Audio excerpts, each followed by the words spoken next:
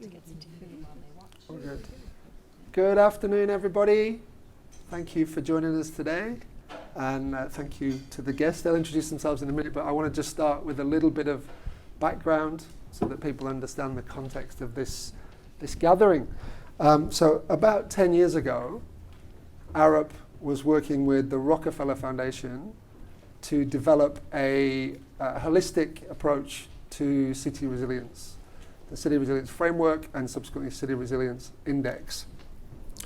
And what came out of that was a program of work that was about installing city resilience officers into 100 cities around the world, funded by the Rockefeller Foundation in an organization that was created that became known as the 100RC program. And Lauren here was part of that program and can perhaps say a little bit more about it. That program very successfully helped cities around the world to devise resilience strategies using the framework that Arup had been part of creating. And as that process became complete, the question was asked about what happens next to these organizations that have been created. At the time, Lauren was leading the Asia Pacific unit for the 100 Resilient Cities program, and we had one of those coffee conversations like, what do we do now? The consequence of that was an agreement that was actually signed about an hour ago, where Arup and the Resilient Cities Network, our cities, are now formally confirmed as global partners going forward. That, for some of you, you'll be aware that Arup has a long-standing partnership with the C40 Cities program and the Ellen MacArthur Foundation. So this is at the same level of importance and significance in the firm. Global partnership agreement over a 3-year basis. So that's why we're here. We're here to celebrate that agreement has been signed, and we're also here to share with you and an audience around Arup some thoughts on why Arup and the RCT's organization can work together to make a meaningful impact for city resilience around the world. So without further ado, I'd like to ask the guests to introduce themselves briefly. And then we're going to come back to Lauren, who's going to say a little bit more about the organization. So, over to you. Thanks, Neil. First of all, I just wanted to say thanks to Arup for hosting us, and we're really happy to be here and signing this global partnership agreement. And thanks to all of you for kind of voting with your feet and coming to listen to a lunchtime chat. So hopefully we can provide a lot of insight on what we're doing with cities around the world and how this partnership is going to really help us accelerate that work. By way of background, before I get to that, I also just want to thank 2 of our board members who have come all the way here to be here and to get to know you better. Paul Subramaniam, who's in the audience, who's come here from Singapore, and Daniel Senner, who's come all the way from Hackney. So perhaps less distance, but by no means less dear to us. So we... getting back to background, so as you can tell by my accent, I am American by background. I'm an environmental economist, and I started working on climate change and conservation about 2 decades ago. And I always tell the story about my pivot from environment to cities, and that was a result of working on a project at a consulting firm, unlike this one. And my mentor at the time had said, Lauren, please come over to Thailand and help me to work on a clean energy and climate program in Bangkok. And so, like any adventurous international development person in their 20s, I said sure. And as the plane was about to land in Suvarnabhumi airport, I saw the extent of the city. And how far it was moving. And I knew then that if we really wanted to make change at scale and in a meaningful way, that cities were the unit that I wanted to work in. So I've been now working with Resilient Cities for the better part of 7 years, formerly as the Asia director, and now as the executive director. So that's a little bit about me. Thank you. Daniel. Hi, everyone. Neil, thank you very much for having me. Thank you for the invitation. Really lovely to be here. I will try and be brief.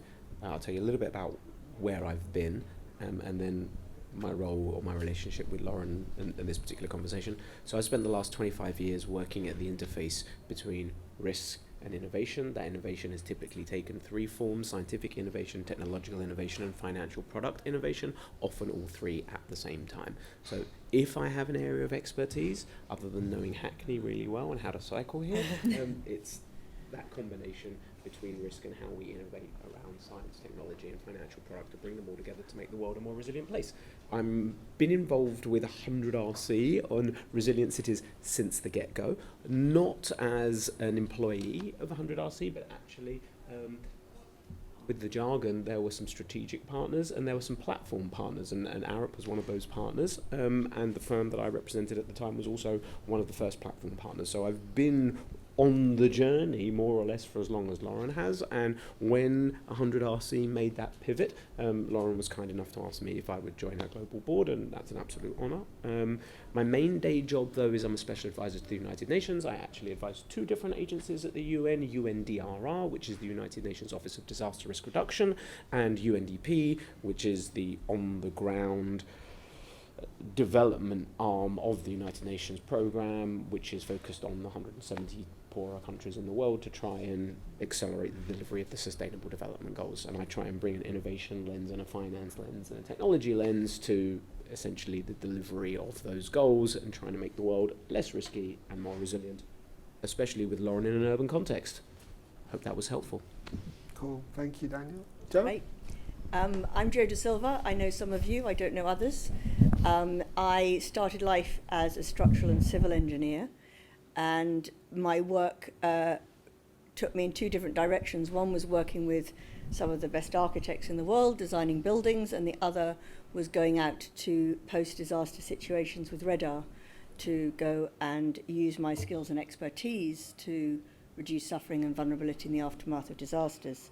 Having done that for a bit, I realised that responding to disasters is one approach, but the other approach is actually we could really stop those disasters happening.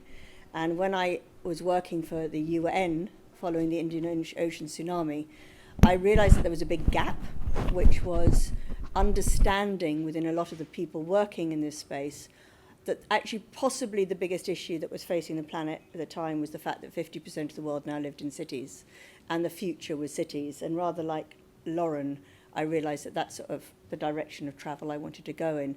I also mind terribly about what's happening in the global south, because that's where most the vulnerability is the highest. And so I came back to Arup and set up the international development business and did that for about sort of 10 years. And I now lead on sustainable development globally, this shift that we're creating in the firm to make sure that everything we do contributes to a sustainable future. You know, through all of that, you know, resilience has been at the sort of centre of everything I've done really since about 2007. I was lucky enough for the Rockefeller Foundation to give us a big grant to do the work that led to the City Resilience Framework, that led to 100 Resilient Cities, that has carried on. And we've just had a lovely conversation this morning about the sort of the fact that really Resilient Cities Network is the custodian of what urban resilience, you know, really means. And so hugely excited that we have finally got to signatures, Jerome Frost's signature no less, on the piece of paper, and that we're now in a formal agreement in a new chapter of the relationship.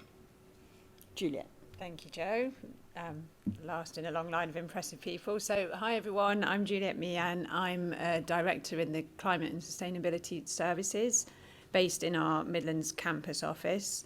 I'm a civil engineer by background, been specialising for a long time now on infrastructure risk and resilience, with most of our own clients being infrastructure clients seeking to build the resilience of their systems.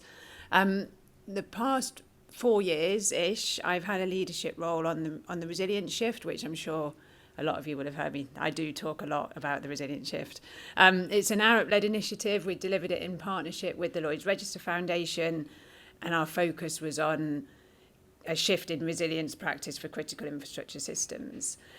Where we are now, that initial grant is complete, which is an exciting place for us because we've finished it. We sort of wrapped up everything that we'd undertaken to do. And I'm now the partnership director, similar to Neil's role with our cities. I'm the partnership director for Resilience Rising, which is a new non-profit initiative that's sprung out of the foundations of the Resilience Shift, and I think a huge number of synergies and overlaps, and it's quite exciting to see how we're going to sort of create that bigger systemic change through these partnerships. Most importantly for this conversation, as it says here, I'm the global leader for our Resilience Skills Network within Arup. So hopefully a lot of you will know and be members already, but it's a global community for our risk and resilience practitioners. We're looking to enhance resilience to climate change and other shocks and stresses, keeping it more holistic than climate change. And it's both specialist practitioners and also sort of members across all of the other Arup portfolios for whom resilience is important. I think we recognise that for Arup, resilience is such a big topic. We can't do this on our own, so these partnerships are so important. We shouldn't even be trying to solve resilience challenges on our own as Arup. So having these partnerships to influence, collaborate with is a great opportunity. That's me. Thank you, Juliet. And we've managed to consume 15 minutes on getting the ball rolling. But that's cool, because I think they're very insightful introductions. It's not just names and where you're from and what you came for, which is, I think, really useful. Moving into the kind of discussion and the title, Resilient Cities, the what, the why and the how. And I think, Lauren, if we can start with you and a bit of an overview of how you introduce your organisation to anyone who ever asks. So that we can all understand a bit more. Sure. So I'll do that, and then I'll talk about the kinds of things that we do with Arup in those different modalities that we work in, because I think for this audience, that's probably what's most interesting to you, is to maybe see yourself in the partnership. As Resilient Cities Network, we work with about 100 city members in about 47 countries. And we work with those cities on holistic resilience. And when we talk about holistic urban resilience, and probably if you join Juliet in her skills group, you'll be able to put your hand over your heart and say the definition of urban resilience as we use it, which is the capacity of individuals, businesses, institutions and systems within a city to survive, adapt, and thrive in the face of acute shocks or chronic stresses. And the reason we use that kind of bold and broad definition of resilience is because we really look at resilience in terms of economics, we look at it in terms of social, and we look at it in terms of environment, so the climate types of issues, but also other environmental shocks and stresses. And as an organization, our role is to actually reduce the vulnerability of the 220 million people that are the residents of the cities that we serve. And we do that through three main modalities. The first is what we call our empowerment. So we empower our cities by providing them with the tools, the frameworks, the trainings, and also a brand, a global communication brand, and the language they need to communicate as policymakers and as practitioners about resilience as a theme. When we've worked with Arup in the past, and we will continue to work in the future, we just talked about this morning, is in continuing to provide the best possible frameworks for doing this work. So if you're a city and you want to write your new resilience plan, how are you going to do that? What questions are you going to ask? What tools are you going to use?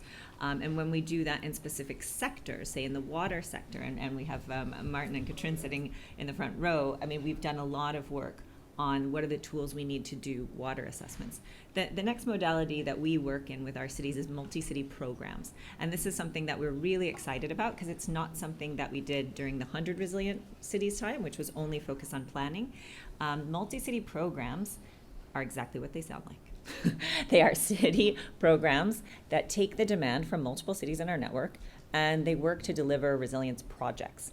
And so where we've worked with Arup in this space is where we're preparing a set of projects around water resilience infrastructure or around infrastructure projects in Asia that are resilient to climate change. We'll look at how we can plug in the advisory skills of the Arup team into evaluating and improving those projects. And then the last modality that we work through is funding. So we leverage finance, which is why Daniel is such a critical member of our board. We leverage finance to invest in resilience projects. And so we have the Resilience Community Impact Fund, which is a small grants matching fund for our cities that helps them to get that extra bit of financing to do the work they do. So that's what we do at Resilient Cities Network. Cool, thank you. And has anything changed since the early days of the creation of the City Resilience Framework? Do you feel things have changed? Has anyone noticed anything happening out there that might have changed the agenda? I think we've all lived through probably one of the strangest last couple of years of our lives, right? Between COVID and what we're experiencing in terms of intensity of climate impacts across all of our geographies. So it's become a lot easier to talk about the need for resilience. I'm not so sure it's gotten that much easier to get people to actually plan and invest in resilience, but it's certainly gotten easier to make the case that it's essential. We're going to come back to some of that. Yeah. From an Arup perspective, Juliet, how have you seen things changing over the last few years? I guess a lot has changed, and for me, that's why the work we do is not just important, but it's also fun, because it's never standing still, the whole sort of agenda of resilience. I think looking at the Resilience Skills Network, so going back 10 years, we didn't have a Resilience Skills Network at all in Arup. That was Joe's sort of realisation that there's practitioners all across Arup. It was, initially a lot of the city resilience. The big change for us over even the past few months is we've retitled our City Resilience Skills Network as Resilience, recognising that the city scale challenge is only one of the things we do, and there's the different scales, and we need to be working in all of them.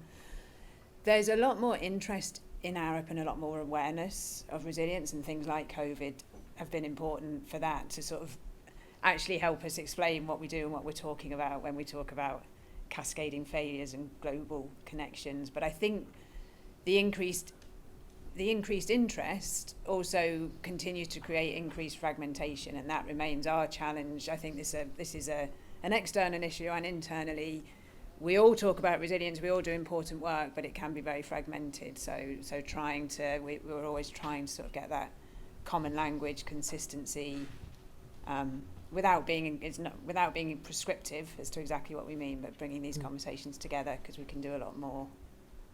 Cool. Joe and Daniel are looking at me.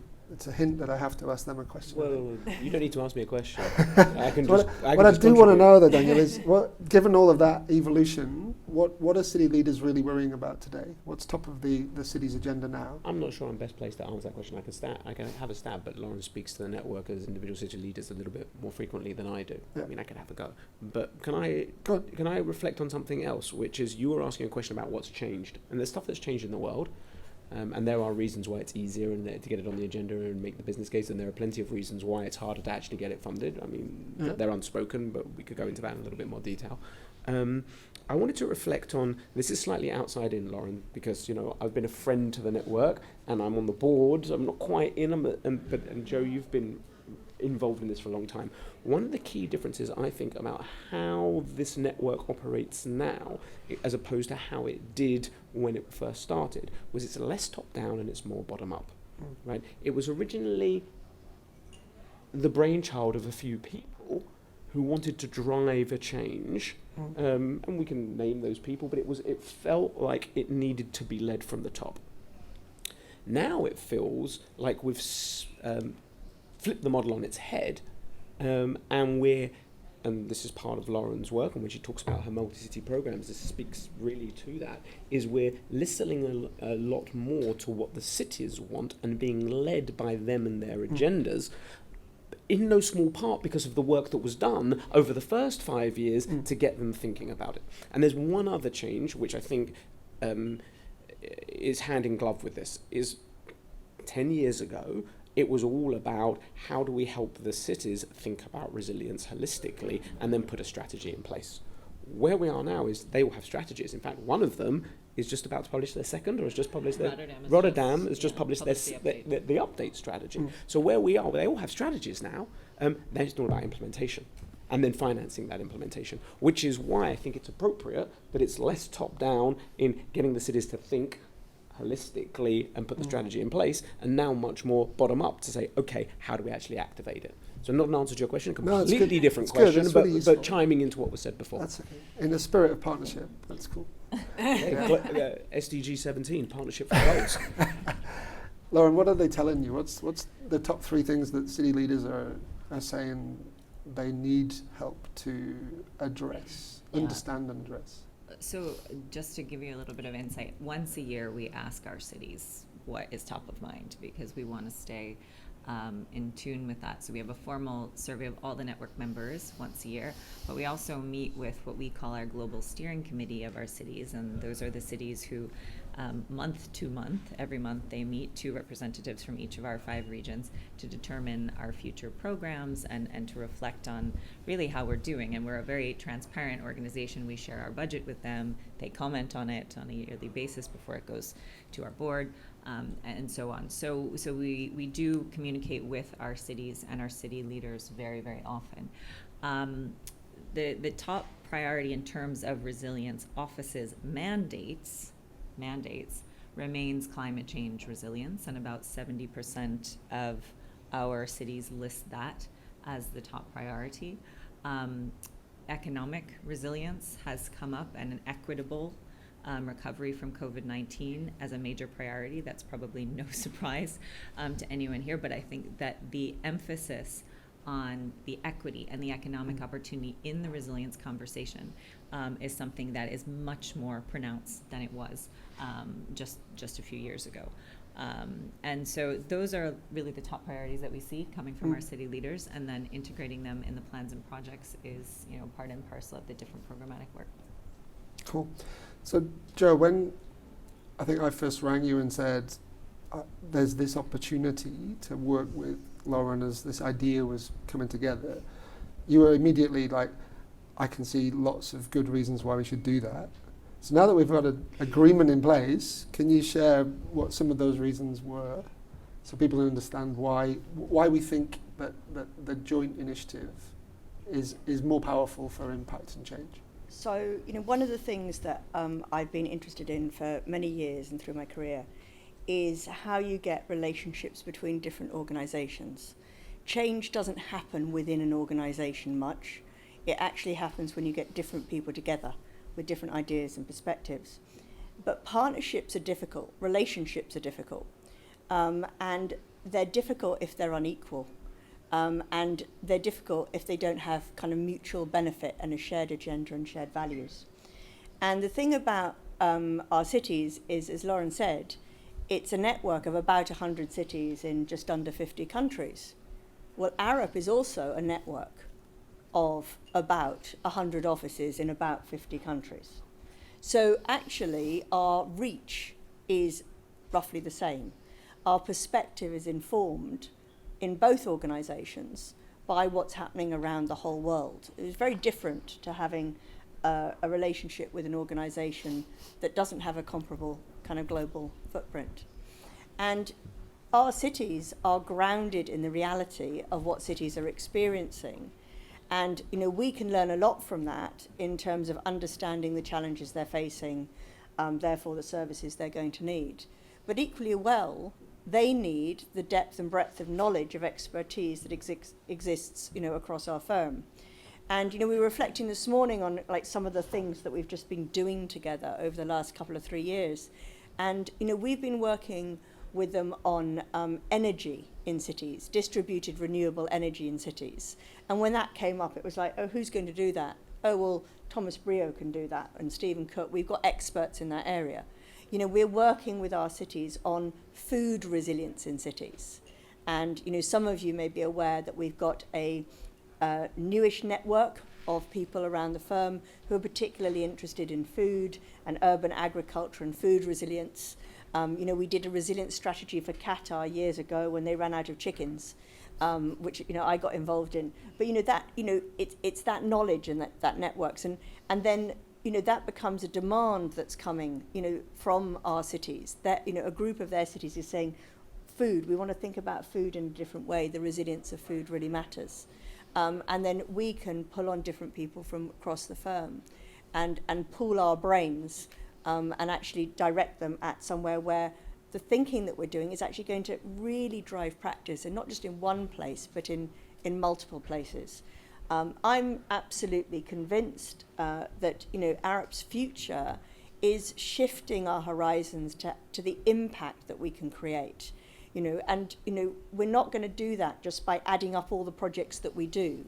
We've got to think about how we can amplify what we do through work with individual clients and be generous and share our knowledge so that we actually have a bigger impact in the world. And we can do that in a way that our competitors can't, and that's simply because we're owned by ourselves. Whereas the board at Arup, their job is to make sure that Arup perpetuates and we continue to fill our aims and objectives and mission to shape a better world. Whereas a board of our competitors have a sort of top level responsibility, which is to maximize profit to external shareholders. And because we don't have that, because of our independence, we can kind of do things like this, and that's why I'm here.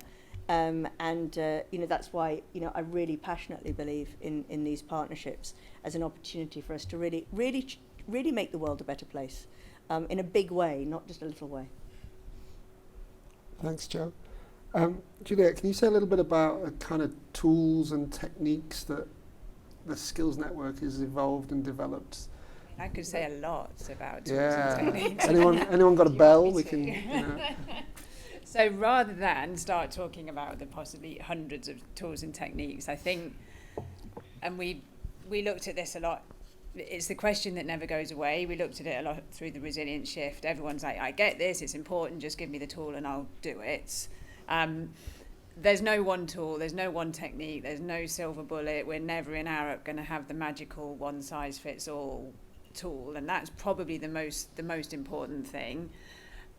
The other part is, just as I was saying, there's no shortage of tools. So one of our tasks is kind of catalogue, curate, point people towards what they need, really encourage people to look hard before, because we do love building a new tool in Arup. That's like the first, right, maybe we'll build a tool for it before we've actually looked to see whether we need a tool.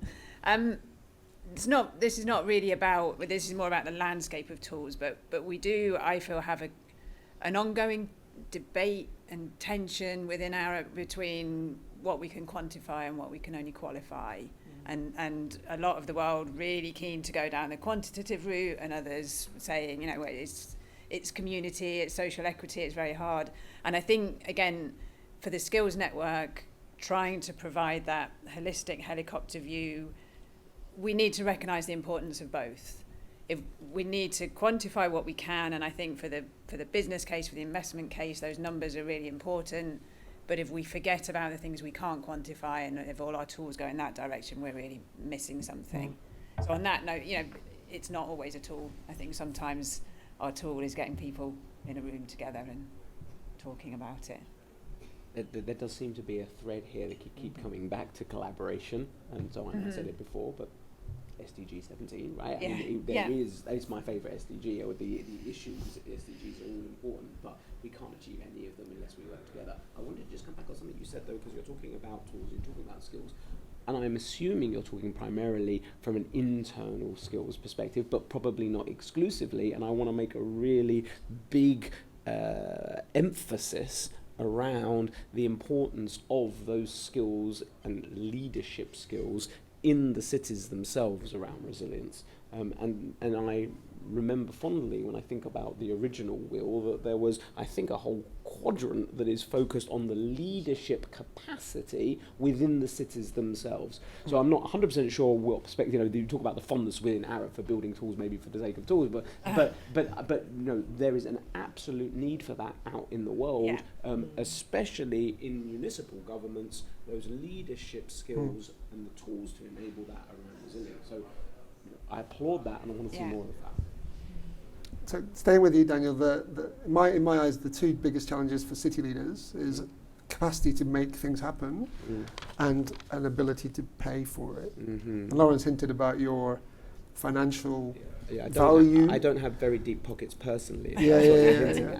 But you know where the money is. So can you share perhaps a little bit about where city leaders might be looking to find ways to pay for these essential investments that sometimes don't look like they're essential, because they're not vote winners tomorrow, but it's Yeah. part of a much bigger strategic commitment to change. So I'm going to try and be brief on this because there are lots of different potential revenue streams for a city, and you can get stuff done and finance it in lots of different ways. And the single biggest asset to a given city is its tax base and its regular budget and its income, right? That should go without saying. But I'm not going to talk about that. What I want to talk about is the vast amounts of capital in the private sector that is hungry for a home that will deliver, yes, a return, but that will also deliver some purpose with that profit. And there, especially in the capital markets, but also in the risk finance markets as well, so what you'd think of as the insurance and the reinsurance markets, there is a lot of money that needs to be put to good use. Unfortunately, two things. One, you tend to find, Lauren, you can slap me if you disagree, that CROs and CFOs in cities often don't talk, and often they don't talk the same language, right? And we need to get them talking more. It's started, but then we've got ways to go on that. And then the other thing I don't think they do very well, especially the chief resilience officers, is they don't really understand how financial markets work and actually how attractive a lot of their projects are to external investment. Just to make the point really clearly, there are a number of projects which will have the dual benefit of both addressing the climate issues around reducing greenhouse gases, right? We can think of loads of those that would also have adaptive resilience building measures that would be attractive to both risk capital providers and debt equity providers on the capital market side. So therefore, what's missing? One, CROs and CFOs talking together.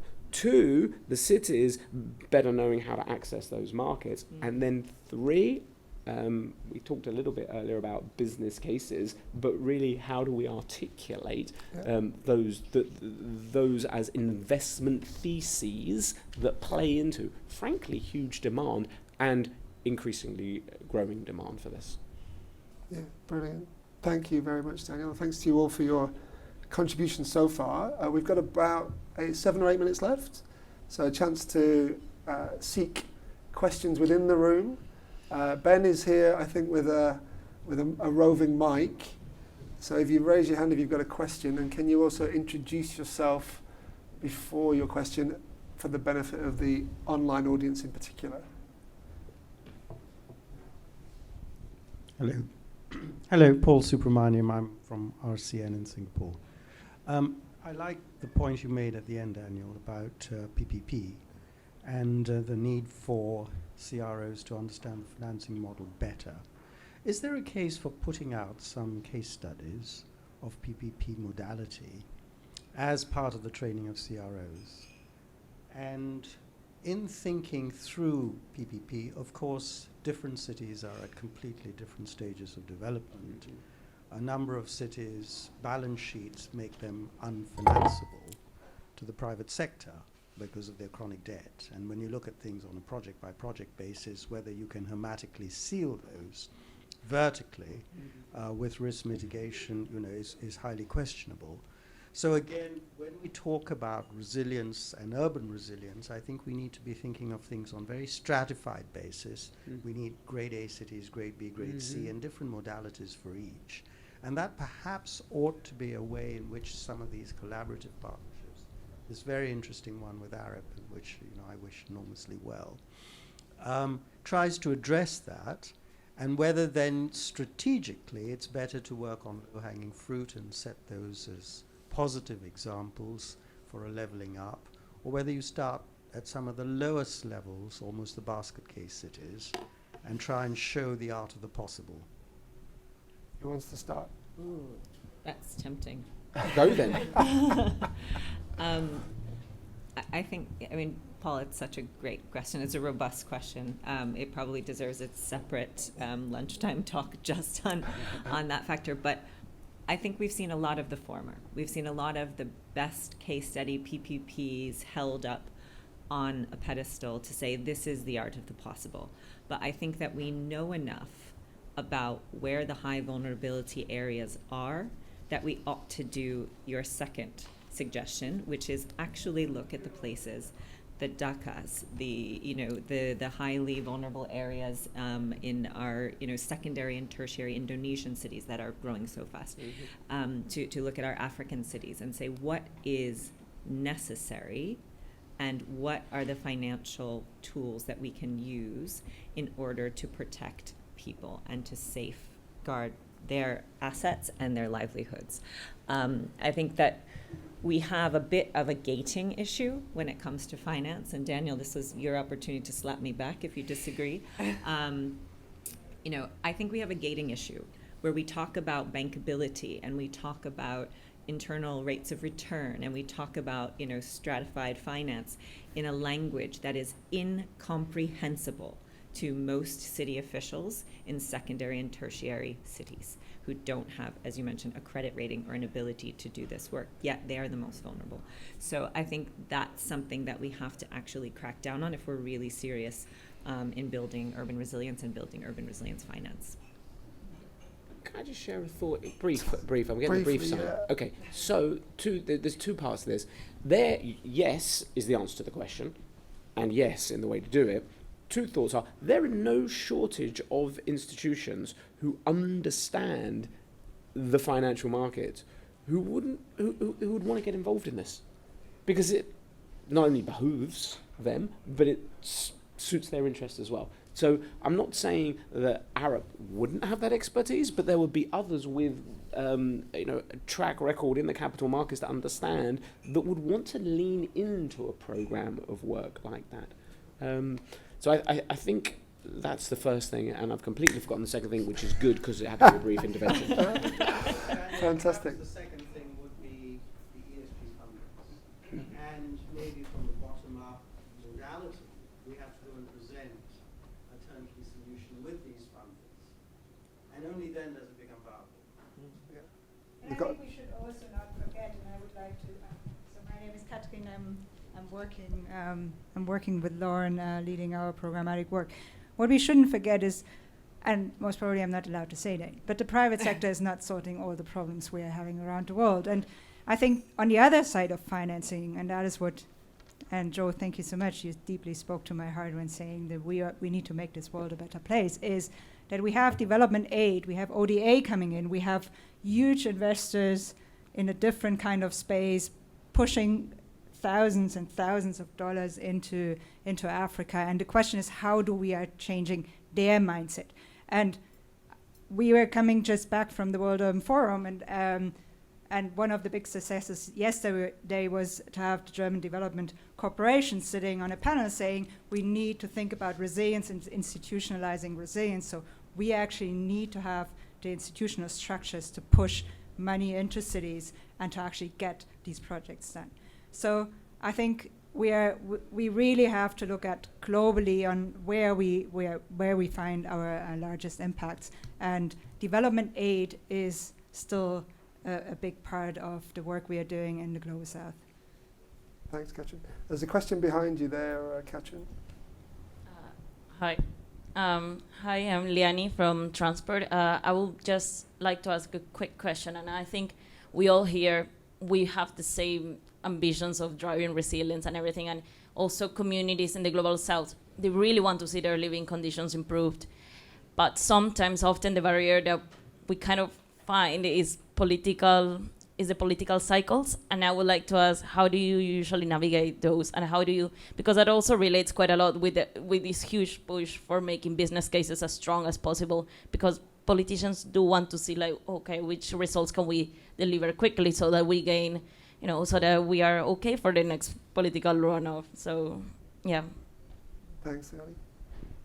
Joe, do you want to start with Well, that? I'm going to respond to that. It's a very real question. It's a very, very reality. The first thing that I ask about when someone starts talking to me about working in a new city is just tell me about the city. And they start telling me how big it is, how dense it is, what its major economy is, etc., etc., etc. And the question I always want to know is when was the mayor last elected? When's the next election coming up? What does he or she care about? Because that is really the biggest lever for creating change. When we were working with 100 resilient cities, supporting numerous cities simultaneously to develop strategies, in some cases what we did is we developed the strategy almost all the way and then actually held it back until that election cycle had gone through. Because there was no point pushing it through, a year before the mayor was out of office. We had to wait until the new mayor was in office and would endorse it and really believe it, and then it provided a platform for the next few years, and go on. But the same is true, in an organisation like Arup. We have our chairman changes or chair changes every, 4 or 5 years, and we go through sort of similar cycles. But that is that reality of understanding the politics is really important in terms of really thinking hard about the influence that you can have. The other thing that we've done quite often is just really quick wins. I think a trait of Arup is we tend to overcomplicate things. We tend to go for the Rolls Royce when a Fiat will actually do. Actually, people want things to happen now. And so, some of the approaches that we've had working, with cities, they come up with all the things that you could do in order to build your resilience, a shopping list of things. And then you say, okay, which ones of those is there political will to do? And the shopping list goes down. Which ones have you got actually money today to do? Goes down. Which ones have you got actually people who can lead those projects? The list goes down and says, okay, well, let's get on with those while we sort out, what we do about all the rest. But I think it's really important to keep that momentum going and to really think in a sort of no regrets, do no harm mentality. If you really believe that you're not doing harm and there's no regrets, get on with it. Because the level of disruption the world's facing is increasing vulnerability on literally a daily basis. And we can't afford to wait. I want to just add to that because I think, Joe, you've hit on all the principles, right, of doing this and the ways to do it so beautifully. And actually, that's one of the best traits of Arup. Maybe the latter on overcomplicating is a negative, but one of the best parts is that you always get back to principles and you're always going to do things with a why. That's really, really clear. I want to talk about tactics. And so you talked about narrowing the project list. I think there's 2 other things that we do with all of our cities consistently as a means of ensuring the continuity of the resilience conversation. One is we train technical staff. So we work with chief resilience officers. The mayors are not the chief resilience officers. The governors, the municipal commissioners are not the resilience officers. There's a reason that the terms of reference for every chief resilience officer has them at a mayor or a governor minus 1 position. That is intentional because we don't want that person to be political. We want them to be invested in the long-term resilience of the city, and we want to build a team around them so that when an administration changes, you can still continue with the resilience agenda.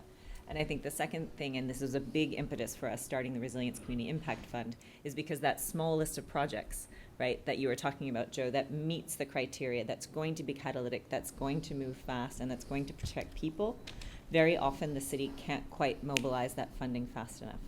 But if you make a little bit of funding available, these are not the projects in the millions, right? You can actually have those quick wins, and that can help stay the agenda in a place that is very volatile. Fantastic. We've got, I think, one more question here. We might get to you, Martin. We might do. No promises. Hi there. Yeah, thanks very much for today. My name's Corbus. I'm in digital services.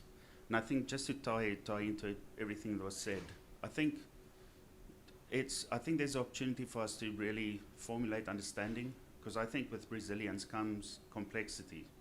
And Juliet was mentioning systemic change. Do people really understand what systemic change means and the fact that it's a paradigm shift? And I think if we can instill that in all levels that we work in, even from the bottom up, from community level, people can really get engaged and understand what needs doing. Yeah, very, very good point. Anyone want to comment on that? We just absolutely agree. Just agree, and yes, please. Martin, you're in. I've got time, okay, thank you. Can I just first of all thank the panel? I think that's been really interesting session today. And really exciting to have Resilient Cities Network together with Arup, formalising that relationship. We've been working together for 5-6 years, longer, and will continue to do so. But it's great that we can shine a light a bit further. So my question really is about, I suppose, the beauty and complexity of resilience, and how we can perhaps empower and facilitate peer-to-peer learning between cities. So perhaps thinking about the global north, the global south. I think knowledge exchange between cities and unearthing that good examples of managing risk for those cities. How do we do that? Because there's so much knowledge inherent within cities. How do we tap into that, as well as bring in new thinking? I want to start on that from my point of view. One of the reasons that this is happening right now is to get people talking. And the more we talk amongst ourselves, the more we talk amongst our colleagues in other offices, in other portfolios, in other parts of the business, the more everyone recognises that this agenda is not a silo. This is an umbrella across everything that happens in cities. So I think that would be my starting point. And tell people about how much interesting things were said today. Send them the link when it goes out live on the internal systems, and point them in the direction of Juliet or myself if they have any interest in knowing more or getting more involved. Beyond that, I would say there's really intentional knowledge sharing, and we have a knowledge strategy to get the word out to our cities. We realized very early on in the transition from 100 Resilient Cities to Resilient Cities Network that we needed to actually democratize that information. Most of the focus during the 100 Resilient Cities time, and perhaps intentionally because it was foundational times, right? And cities were just learning how to formulate strategies and so on. Most of the focus was on exchange in between the cities, in the different regions or in the different sectors. And there wasn't a lot of external knowledge sharing. We now have very consciously made that into a 3-tiered approach. And that is, we have that still very precious internal space where cities just talk to other cities in communities of practice or in regional communities, and those meet usually monthly or every other month. But we've also opened up communication at a second level, which is we used to actually be, as Resilient Cities, the brokers of knowledge between our cities. And now during COVID, that wasn't practical. Cities needed to talk to each other in real time. So we opened up WhatsApp channels and different links so that cities could just directly ask each other questions. But we also realized there was a much bigger audience for resilience communication, and that we needed to open that up on a much larger scale, and that needed to be a conversation, not just a website. And so we had started during, actually right before the WHO declared COVID-19 a pandemic, a series called Cities on the Front Line that we co-convened with the World Bank. And at the beginning, I lived through this. I remember it was actually weekly. We were getting content up there to talk about what was cutting edge in resilience. And now it's every other week. And that forum is open to anyone who wants to be there. It's a webinar. It's specifically aimed for practitioners, so we would welcome anyone to be there. And all of the previous episodes on all of the topics are on the website. You can listen into them at any time. So. Anybody else want to come in there? No? Okay, we got time for one last question. Richard Hughes, consultant to Arup. Resilience and cities are very fashionable words inside academia. Vast amounts of very good research is taking place there, but very academic. How do you translate that into practical actions? Clearly, training undergraduates across the range of scientific and social topics and engineering topics as well is fundamentally important, but I think could be more holistically addressed by academia. Very interesting. Thank you, Richard. Joe? I can respond to that because I think it's very real. It's a very real question. I think the future relies on the people who are studying at university now, or will be over the next 10 years. Learning the skills and capabilities and knowledge that they bring into the workplace one of the things I'm interested in the firm is how we turn this firm upside down and make it more bottom up, because I think there's all kinds of brilliant people that join us who have skills and knowledge that we haven't really tapped into, because we haven't sort of dug into what did they write their master's dissertation on. When we did the work for the City Resilience Framework, we did the most enormous literature review of academic literature to really sort of pull on and make sure that we were pulling that through into practical tools that cities could use. So I think there is work that we can do as practitioners to make sure that we're continuously looking into academia and making sure that we're actually really, drawing on stuff that's generated in academia. Barbara Lane, who runs Arup University, is really pushing hard to make sure that more and more of the enormous amount of money that we invest in research, about 3 million a year we invest in research across the firm, we should be doing that collaboratively with academic institutions who can bring the rigor of the approaches and their thinking, which is often very cutting edge, but actually ground it with our experience. And you can imagine that, an academic institution partnering with Arup and partnering with the Resilient Cities Network, you could get some really, really exciting research. And that's the kind of sort of innovative space that we really want to go with this partnership. That, we start thinking about, we're doing some, we're applying for some research funding, but we could use that and we could leverage that with research funding for academia, and we could actually engage real cities through the Our Cities Network in kind of doing that. I do think that the biggest challenge when we were doing the work on the City Resilience Framework was the fact that resilience is so multidisciplinary. I felt that my role was conducting an orchestra, and every single musician was different. And the wind section was the equivalent of the infrastructure section, and the brass section was the social section, and the economists were, in a different section of the orchestra. And the hardest thing was brokering those conversations between them. And there were times I would sit and listen, and people were talking really different languages. And this I think is your comment earlier about the finance people and the CROs, and Lauren's comment about the fact that people working in a city don't understand the complexity of the investment world.